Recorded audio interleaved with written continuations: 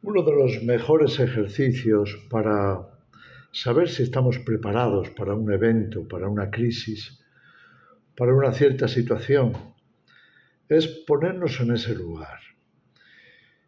Es algo así como cuando se hacen ejercicios para afrontar un incendio o una inundación. ¿Es conveniente hacerlo? Creo que sí, en el sentido de que hasta que no nos ponemos en ese lugar, hasta que no nos vemos envueltos, involucrados, incluso desde nuestro pensamiento, desde nuestras emociones, viviendo una experiencia parecida, no llegamos a entender en profundidad qué significa eso, qué significa pasar por una catástrofe, por un desastre. Así que cualquiera que quiera estar preparado para afrontar una situación de ese tipo, como mínimo debería de hacer un ejercicio, aunque sea mental, porque no siempre podemos hacerlo de forma real. Algunas cosas se pueden ensayar, otras no tanto, pero sí que nos conviene ponernos en una posición, por lo menos a nivel mental y a través del pensamiento, involucrar nuestras emociones, para entender qué significaría pasar por eso. De alguna forma es parecido a la empatía y nos conviene, especialmente cuando se trata de aprender misericordia y aprender compasión. Ponernos en el lugar de aquellos que sufren es una forma de, pues, como se dice, ponernos en el lugar del otro, o como dicen también en inglés, el calzarse los zapatos de la otra persona. Es decir, estar en una posición desde la que podamos vivir o como esa persona o esas personas, o bien estar en una posición en la que vayamos a recibir ese desastre, esa crisis, ese mal. Cuando vamos a la escritura, también esto es lo que hacemos. Es decir, si queremos saber de qué nos habla Apocalipsis, es conveniente ir a leerlo. Y de alguna forma, aunque nos cueste, tratar de visualizar esa situación, vernos en esa posición, en esa circunstancia. Y eso es lo que realmente nos puede ayudar a darnos cuenta de una forma más vívida de qué se trata todo esto, qué va a ocurrir, qué va a pasar. Entonces, he estado mirando el tema de las ciudades y quería compartir esta reflexión con todos vosotros.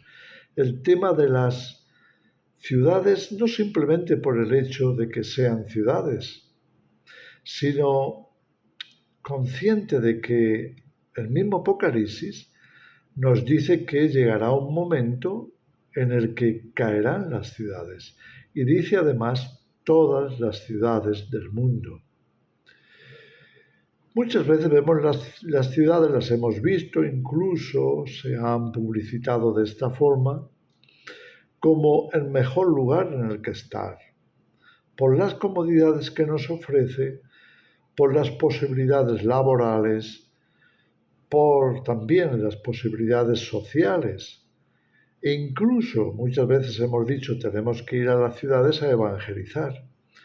Y hemos vivido allí, nos hemos visto involucrados en su situación, en su circunstancia. Estar en las ciudades nos da una perspectiva más real de cómo es el mundo hoy. Pero ¿qué ha pasado a lo largo de la historia con las ciudades y cuál es el futuro de las ciudades? Esto es otro tema. En toda la Biblia el tema de las ciudades es enorme, es amplísimo, sería demasiado largo meternos en todos y cada una de las escrituras, de los versículos que nos hacen referencia a las ciudades. Empezando desde la primera ciudad que se menciona en la Biblia, que dice que fue fundada por Caín. Curioso, no por Abel, sino por Caín, ni siquiera por Set. Entonces, a partir de ahí, la Biblia nos va a hablar largo y tendido sobre lo que han significado las ciudades, lo que el ser humano ha proyectado en las ciudades, los juicios que han venido sobre las ciudades y demás. Pero no tenemos tiempo para alargarnos demasiado en esto. Entonces, a mí sí que me gustaría, para dejaros esta reflexión, el que viéramos algunas cosas de las que nos dice la Escritura acerca del futuro de las ciudades. Por ejemplo, en Génesis 19 se nos habla de la destrucción de Sodoma y Gomorra, y no solamente de Sodoma y Gomorra como ciudades, sino también de todas las ciudades que estaban en aquel valle. ¿Y por qué viene esa destrucción? Bueno, viene por la corrupción que hay, por la falta de moral o la inmoralidad que se vive en esas ciudades. Y todo ello lo que ha hecho es corromper a la gente, destruir espiritualmente a las personas que han estado viviendo ahí, hasta el punto de que el único que se menciona en la Biblia que era justo fue Lot, sobrino de Abraham. Y aún así vemos en la historia, ahí mismo en Génesis 19, cómo también fue tremendamente afectado por todo lo que pasaba en Sodoma y Gomorra. Entonces, ¿qué ocurrió? Bueno, Dios envió ángeles para que sacaran a Lot y su familia porque iba a destruir las ciudades. Se les da la advertencia de que no miren atrás. Y cuando salen de Sodoma y empieza la destrucción y Dios va a arrasar por entero a esas ciudades y sus habitantes, la mujer de Lot mira hacia atrás y sufre las consecuencias, es decir, se transforma en un pilar de sal. Es decir, de alguna forma se va a ver afectada por identificación. Podríamos considerar que el mirar hacia atrás, mirar hacia las ciudades, era algo así, o podría simbolizar algo así como: todavía tengo parte de mi corazón allí y lo voy a echar de menos, voy a estar todavía conectado con la ciudad, con las ciudades. Esas ciudades que estaban destinadas a la destrucción. Entonces, curiosamente, Lot le va a pedir a los ángeles que en vez de ir a las montañas o a los montes, porque este era el consejo de los ángeles o la orden que los ángeles les estaban dando, Lot va a decir: déjanos ir a Zoar, una pequeña ciudad que estaba ya fuera del valle, en vez de que tengamos que irnos a las montañas. Y Dios va a oír la petición de Lot y le va a dejar ir a Zoar.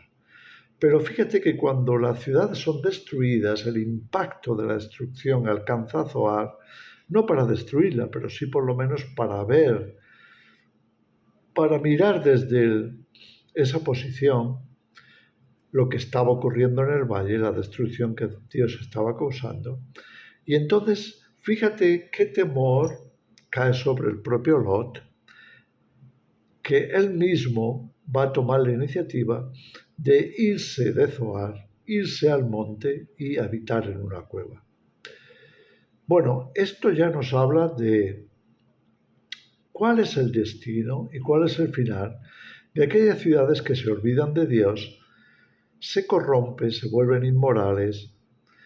Algo muy parecido a lo que vemos que está ocurriendo en la mayor parte del mundo actual. Es decir, no estamos hablando solamente de algo hipotético, estamos hablando de ejemplos muy vívidos en la Escritura y estamos hablando también, por supuesto, comparativamente, de lo que ocurriría en estas circunstancias si Dios decidiera que ya no se pueden salvar. Es decir, han llegado a un punto sin retorno de corrupción moral, de perversión del pensamiento, en fin, de todo pensamiento que ha sido desviado de tal manera que ya no encuentra la posibilidad de regresar a la consideración de qué es lo correcto y cuál es la voluntad de Dios para sus vidas. Vamos a encontrar muchas escrituras. Por ejemplo, en Oseas, capítulo 8, en el versículo 14, también se nos habla, en este caso, a Israel. Fíjate, se le dice, lo vemos en el versículo 14, que cuando Israel se apartó de Dios, dice, cuando Israel se apartó de su Hacedor, hicieron dos cosas que no deberían de haber hecho. Construir templos, levantados seguramente muchos de ellos a dioses paganos, es decir, a ídolos, por una parte, y por otra, multiplicaron las ciudades fortificadas. ¿Qué está denunciando Oseas ahí? Y está hablando acerca del futuro y está hablando en profecía. Está diciendo que la reacción del ser humano, y esto es natural e innato en nosotros, cuando nos apartamos de Dios, nos hacemos ídolos, nos volvemos idólatras y empezamos a poner nuestra confianza en lo que construyen nuestras manos, no en lo que Dios ha hecho, no en la creación, no en la naturaleza, no en lo que Dios nos ofrece por medio de la naturaleza, sino lo que nosotros construimos o lo que lleguemos a construir. Entonces, ahí está la idolatría en los templos y, por otra parte, está el corromperse hasta el punto de pensar que lo que le va a salvar es la ciudad. Muchos corren a las ciudades con ese mismo pensamiento. Allí van a estar a salvo. Dios no lo ve así. Jesús mismo lanzó juicios contra ciudades como Betsaida y Capernaum y otras, diciendo que el futuro de estas ciudades sería su destrucción, porque se habían olvidado de Dios. Jesús mismo, Dios mismo en carne, había estado en esas ciudades, había hecho grandísimos milagros, pero se olvidaron de Dios. Y por tanto, el juicio sobre esas ciudades sería enorme. En Miqueas 5 encontramos también, tengo aquí la Biblia abierta, en Miqueas 5 encontramos también cuando se habla de la purificación futura de Israel, o la purificación final. Y entonces precisamente se habla de limpiar a la población, limpiar a Israel de sus ídolos.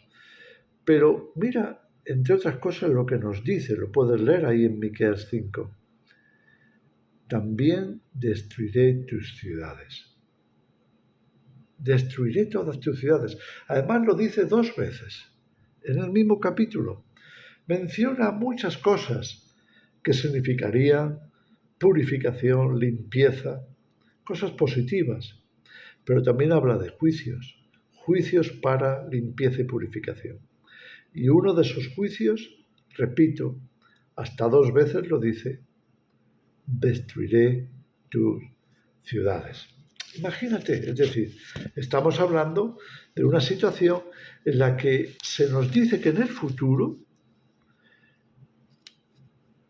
toda la tierra va a haber la destrucción de sus ciudades.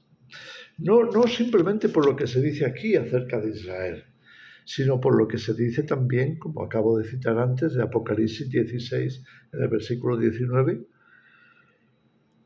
dice que todas las ciudades caerán, todas. Entonces, ¿qué cabe esperar? Fijaros también cómo leemos aquí en Sofonías 1, la ira futura es el tema de este capítulo y nos está hablando del asolamiento de las ciudades. Asolamiento de todas las ciudades, dice, las ciudades de Israel. Quedarán asoladas y el fuego las consumirá. En Jeremías 48 habla contra Moab, juicios contra esa nación. ¿Y qué nos dice de eso? Nos dice a los ciudadanos de Moab: salid de vuestras ciudades, idos a los montes y meteros en las cuevas si queréis sobrevivir, porque todas esas ciudades quedarán destruidas, asoladas. Fijaros cómo en 2 de Pedro 2 se vuelve a mencionar el tema de Sodoma y Gomorra y se dice: ese es el destino para una humanidad que se corrompe. Y lo mismo leemos en Judas 1. Se repite el tema. Si Dios hizo esto con Sodoma y Gomorra, ¿por qué no lo iba a hacer con el resto del mundo cuando lleguen a ese punto? Estamos acercándonos a esa forma de corrupción, de inmoralidad, de perversión. ¿Cuál es el futuro de las ciudades actuales? Sin duda no bueno. Entonces, cuando hablamos de dejar atrás las ciudades para irnos a ambientes mucho mejores, más sanos, en donde estemos en contacto con la naturaleza, en donde aprendamos a sobrevivir, en donde, si es necesario, vivamos de forma nómada, transhumante, que podamos movernos de un lado a otro y no caigamos en la trampa de acomodarnos en las ciudades como si ellas fueran nuestra salvación. En fin, solamente quería dejaros esta reflexión. ¿Qué vamos a hacer cuando las ciudades desaparezcan? ¿No sería mejor considerarlo ya, dados los tiempos, dados los peligros, las amenazas que vivimos, de manera que nos adaptemos a una situación muy diferente y que estemos más a salvo en las manos de Dios, dispuestos a vivir sin nada de eso, sin nada de esa falsa protección, esos ídolos, esas cosas construidas por el ser humano que supuestamente nos irían a salvar, pero que en realidad suponen nuestra perdición. En fin, os dejo estas reflexiones para que sigamos indagando en ello. Estúdialo por ti mismo, vea la Escritura e indaga qué dice Dios acerca de estas cosas. Que el Señor os bendiga.